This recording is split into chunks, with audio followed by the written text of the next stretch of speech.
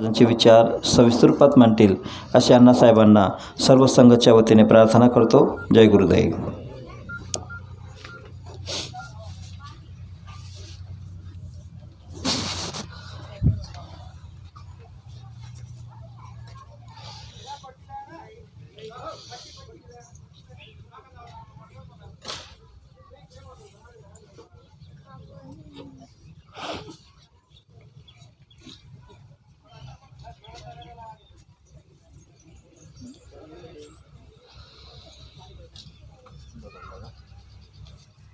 म्हातारी ना म्हातारीचा अनुभव शूटिंग रेकॉर्ड करायचं. मग कार्यक्रम आठवल्यानंतर खंडूला बोलून घेऊ. ते तर आहे हो पण काही गर्दी कर जा आता म्हातारीला घेऊन बोलू दे जाऊ शूटिंग. ठीक ठीक चला.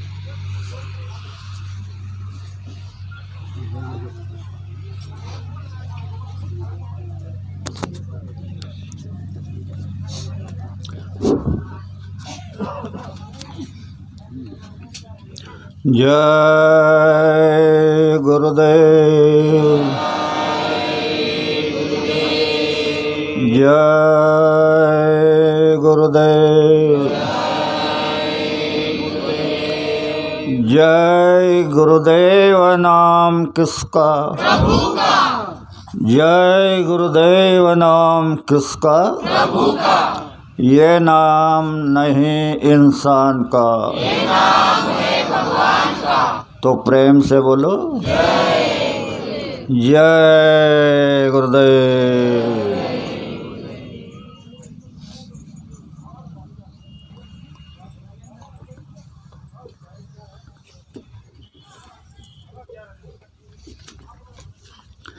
सबसे पहले परम संत बाबा जय गुरुदेव जी महाराज जो युग के परिवर्तक है, इनके चरणों में शतकोटि प्रणाम करता हूँ. साथ ही साथ जिसने ये त्रिलोक की रचना बनाई उस ईश्वर को प्रणाम, उनके दृश्य अदृश्य शक्तियों को प्रणाम, और यहाँ पर उपस्थित दूर दराज से आए हुए सत्संग भाई बहनें, अगल बगल से आए हुए सत्संग प्रेमी भाई बहनें, और इस गांव के सभी सज्जन भाई और बहनें, सबको बड़े प्रेम के साथ जय गुरुदेव. प्रेमियों, यह 4 दिवसीय साधना शिविर का कार्यक्रम मालिक की अपार दया से विधिवत निर्विघ्न पार हुआ. तो यहाँ के संचालक मंडल, भंडारी और जो सहयोगी है, इन्होंने हमको ये मौका दिया कि 4 दिन तक हम आपको कुछ रास्ता बताते रहे, इसलिए मैं इनका आभारी हूँ. प्रेमियों, धर्म का कार्य कहा जाता है कि दया धर्म का मूल है. धर्म जो होता है इसका मूल कारण दया होती है. तो हमारे अंदर दया उपजे, यह आपसे मैं प्रार्थना करता हूँ. और कुछ बातें समझाता हूँ, ज़रा ध्यान से सुनो. कैकेयी जो थी दशरथ राजा की पत्नी, वो छोटी थी 8-10 साल की. तो उनके पिताजी ने गांव में किसी पंडित को पूजा के लिए बुला लिया. अचानक उनको बाहर जाने का कोई ज़रूरी काम निकला, तो उन्होंने कैकेयी से कहा, बेटा इनको जो सामान लगेगा वो आप दे देना. तो कैकेयी ने उनको सारा सामान देते रही, जो मांगा दिया, जो मांगा दिया. अब छोटी सी लड़की, उसको क्या मालूम कि इससे हमको क्या मिलेगा. पूजा पाठ हो गया, पंडित जी चले गए विजागरी लेकर. कैकेयी बड़ी हो गई, शादी हो गई. फिर यज्ञ हुआ, अपना एक झगड़ा हुआ देवदानवों का, तो उसमें राजा दशरथ उनको मदद करने के लिए गए। कैकेयी ने कहा कि मैं भी आती हूँ। दशरथ ने कहा चलो तुम्हारी इच्छा है तो चलो। रथ में लेके गए और जब युद्ध हुआ तो राजा दशरथ के रथ का आँस टूट गया, आँख जिसमें चाक फंसा हुआ होता है, टूट गया। तो रथ उलटने वाला था। कैकेयी ने तुरंत नीचे उतर करके उस चक्का में अपना हाथ डाल दिया और रथ को पकड़ रखा। यह हाथ में जो शक्ति आई थी तो उन्हें जो उस पंडित को साहित्य दिया था, खाली पूरा किया था, उसके वजह से इतनी शक्ति उसके हाथ में आई थी। तो आज आप सब लोग जो यहाँ आए हैं तो यहाँ पर जो जो काम आपने किया, पानी ढोने का, खाना बनाने का, परोसने का, ये जो आप किया तो इसकी क्या शक्ति है, वक्त आने पर आपको पता चल जाएगा। अपने समझ में नहीं आता है कि हमको क्या मिल रहा है क्या नहीं मिल रहा है। और जो होता है धर्म जो शिक्षा देता है, तो धर्म नहीं कहता किसी की बहू बेटी पर निगाह धरो, यह धर्म में लिखा नहीं है। धर्म नहीं कहता किसी की बहू बेटी पर निगाह धरो, धर्म नहीं कहता किसी के घर लूटो बर्बाद करो, धर्म नहीं कहता किसी के मजहब पर आघात करो, धर्म नहीं कहता किसी जीवों पर हथियार धरो।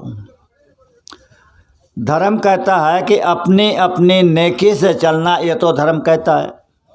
पर हम लोग क्या कर रहे हैं, दिन पर दिन पाप सर पे चढ़ा रहे हैं। इसका कारण ये सारे विश्व में, खाली भारत की बात नहीं या तुम्हारे गांव की बात नहीं, सारे विश्व में अधर्म फैल गया। जिधर देखो उधर अधर्म चल रहा है। तो हुआ क्या, बच्चों का चारित्र फना हो रहा है, बहनों का चारित्र फना हो रहा है, भाइयों का चारित्र फना हो रहा है। चारित्र फना होना क्या समझते हो, खेल समझते हो? सुनो, चारित्र फना होना से क्या होता है। जब चारित्र फना होता है तो स्थिति ऐसी पैदा हो जाती है, नहीं विश्वास किसी का किस पर, एक दूसरे के ऊपर का विश्वास खत्म हो जाता है। नहीं विश्वास किसी का किस पर, घर घर में होते हैं घुसखोर, घर घर में घुसखोरी। बेडर को अदब नहीं किसका, मनमानी ही करेगा तो देश कैसे जिएगा। आज देश के ऊपर में काले बादल मंडरा रहे हैं और बेडर इतने हो गए, बच्चे इतने बेडर हो गए, ना माँ बाप के अदब, ना गांव के बुजुर्गों की अदब, ना किसी महात्मा की अदब, ना संत के अदब, मनमानी कर रहे हैं। तो कहा बेडर को अदब नहीं किसका, मनमानी ही करेगा। तो आगे इसका परिणाम क्या होगा, पानी ही जल जाए तब कैसे। गुरु महाराज ने एक समय में कहा था, नोट करना मेरे शब्दों को, गुरु के वचन है, नीचे का पानी नीचे चला जाएगा, ऊपर का पानी ऊपर चला जाएगा, तो तुम क्या करोगे। इसलिए कहा कि पानी ही जल जाएगा तब कैसे, पंडित ही गलत करेंगे तब कैसे। समाज को धार्मिक शिक्षा देने के लिए, रास्ता बताने के लिए पंडितों को रखा था। पंडित समाज को वेदों का अध्ययन करके, ग्रंथों का अध्ययन करके धर्म का रास्ता बताते थे। अब वही पंडित अपने पेट के लिए गलती करने लगे, झूठ बोलने लगे, तो समाज का क्या होगा। पंडित ही गलत करे तब कैसे। राजा ही भक्ष भरे, राजा प्रजा के रक्षक होते, और वही राजा भक्ष बनने लग गए, टैक्स के ऊपर टैक्स लगने लग गया, तो समाज का क्या होगा? साधु ही भोगी बने तो देश कैसा जिएगा? कितने साधु आप टीवी चैनल पर देखते हैं, भोग विलास में लग गए। तो बात यह स्पष्ट हो गई है, टीवी चैनल पर आप देख रहे हैं कि विनाश लीला तुम्हारे सामने नाच रही है, बहुत भारी विनाश लीला। तो क्या होगा? साधु संत सुनना पड़ेंगे। साधु संत को कोई नहीं पूछेगा, ना उनको देखने का प्रयास करेगा। साधु संत सुनना पड़े, आपस में भाई लड़े, भाई भाई आपस में लड़ेंगे, उजड़ेगा देश, यही इतिहास कहेगा। तो ये इतिहास बनेगा कि जिन लोगों ने देश की रक्षा करने की जिम्मेदारी ली थी, उन्होंने देश को उजड़ा दिया, देश को ख़त्म कर दिया। तो भाइयों, अब हर व्यक्ति पर अपनी अपनी जिम्मेदारी है। हर व्यक्ति पर हर व्यक्ति को अपने धर्म की पालना करना है। तो क्या है धर्म? सच्चा धर्म सुनो। पिता का धर्म अलग, बेटे का धर्म अलग, माता का धर्म अलग, बेटी का धर्म अलग, पत्नी का धर्म अलग, पति का धर्म अलग। इसका मतलब अपने अपने कर्तव्य का पालन। जो जिसका कर्तव्य होता, पिता अपने पिता धर्म की पालना करे, पुत्र अपने पुत्र धर्म की पालना करे, पति पति धर्म की पालना करे, और पत्नी पत्नी के धर्म की पालना करे। अपने अपने धर्म की पालना करोगे तो ये जो तुम्हारे संकट आ रहे हैं, मैं दावे के साथ कहता हूँ, तुम अपने धर्म की पालना करो तो धर्म को मदद करने के लिए ऊपर से तैयार होता है। तुम्हारे शब्द में इतनी शक्ति आ जाएगी, इतनी ताकत आ जाएगी, तो इस प्रकृति को तुम अपने उंगलियों पे नचाएगे। तुम कहोगे बारिश बंद हो जाए तो बारिश बंद हो जाएगी, तुम कहोगे बारिश हो जाए तो बारिश हो जाएगी। तुमको बहुत अधिकार दिए हैं, लेकिन हमने मिट्टी पलोत कर दिए। तो भाइयों और बहनों, क्या स्थिति पैदा हो गई? कौन कहता है भारत होगा हैवानों का? आज हैवान हो गए सारे। कौन कहता है भारत होगा हैवानों का, गुंडों का, काले बाजार शौकियों का? है यह हवा बदल जाएगी, जोश बढ़ेगा सेवा का, शांति दूत फैलेंगे घर घर में, रोम नहीं होगा बाका। नौजवान सभी काम करेंगे, सेवा में मर जाएंगे, घर घर में आबादी देकर रामराज कहलाएंगे।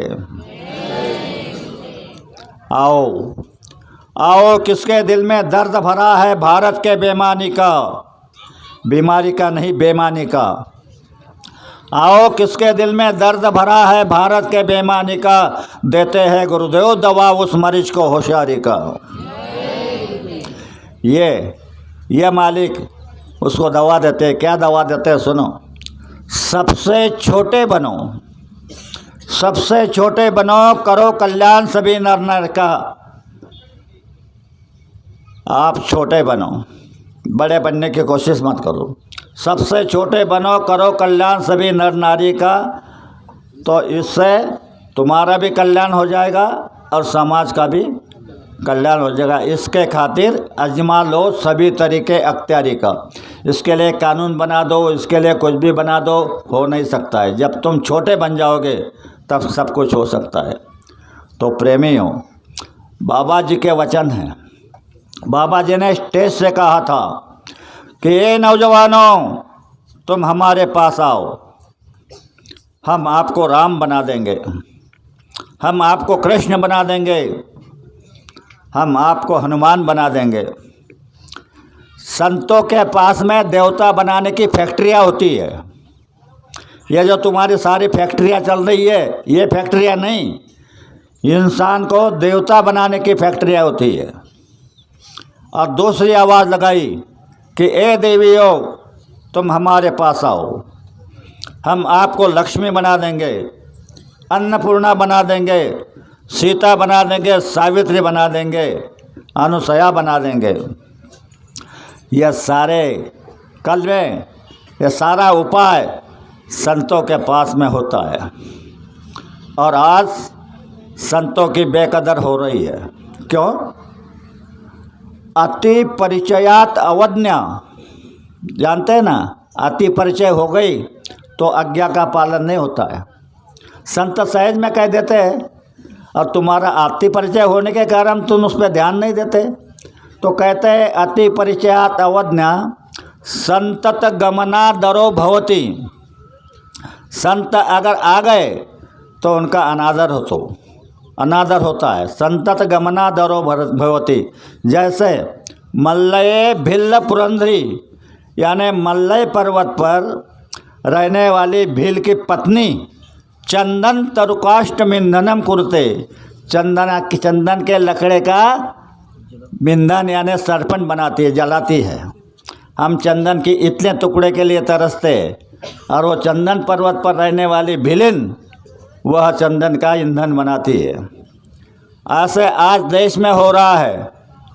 महात्मा तरस रहे हैं, साधक भी तरस रहे हैं कि इनको कैसे खुश बनाया जाए, इनके दुख दर्द कैसे निपटे जाए, लेकिन कौन सुन रहा है? कोई नहीं सुनता, सब अपने अपने इसमें मगन है। तो बात यह होगी कि जब परिवर्तन को शुरुआत होगी, अभी तो हुई नहीं, जब परिवर्तन को शुरुआत होगी तो लाशें पे लाशें गिरेगी, उठाने वाला नहीं मिलेगा। बाबा जी ने कहा है पूरब और पश्चिम में बदबू बहेगी, उत्तर और दक्षिण में